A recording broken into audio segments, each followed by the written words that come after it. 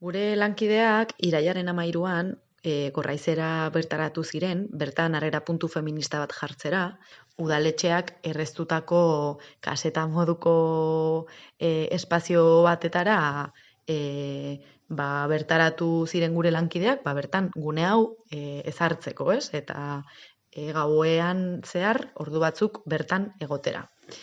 Hor zeudela, adin gutxiko mutil gazte batzuk egunera bertaratu ziren eta jarrera violentoa eta hostila izan zuten hasieratik. Gure lankideei hitzesko erasoak bota zizkieten, irain homofoboak, irain transfoboak oihukatu egin zituzten, lankideak haien kontsentimendua eman gabe grabatu egin zituzten, gainera, eramaten zituzten materialak harrera puntu feministako materiala diren gauza horiek, hoiei ere eraso egin zizkioten materiala ere apurtuz. Gainera, simbologia frankista eta simbologia falangista zeramaten. Biba Franco eta Biba la Falange bezalako oihuak botatzen zituzten.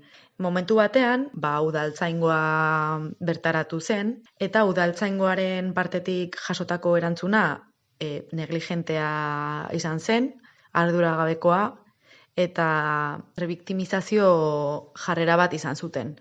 Sentsibilitaterik gabeko jarrera bat izan zuten eta erasoaren larritasunari atentzioa jarri baino, gure lankideen lana kolokan jarri zuten eta mutilgazten jarrerak justifikatu egin zituzten. Ezin dugu ahaztu zerbitzua udalaren eskaera bat dela azken finean, ez da lehenengo aldia Gorraizen lan egiten dugula eta harrera puntu feminista bat kokatzen dugula herriko jaietan.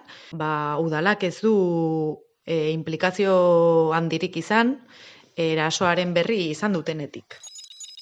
Uste dugu funtsesko guneak direla, nolabait informazioa eta sentsibilizazioa plazaratzen delako bertan, ez jartzen dugu gune bat, kalean, jendea hurbiltzen da, galdetu dezake, bertan dauden lankideak profesionalak dira, orduan, zentzu horretan funtsesko lana betetzen dutela uste dugu, eta bestalde, gure jai giroan, erasoak gertatzen dira, eta esparru hauek egotea, gune hauek egotea, non erasotuak, erasotuen lagunak, edo noizbait eraso bat jaso duen norbaitek, hurbildu daitekeen informazioa eskatzera, laguntza eskatzera, babesa ematera, edo dena delakoa, uste dugu dela kriston aurrera pausua eta bermatu behar dugun baliabidea.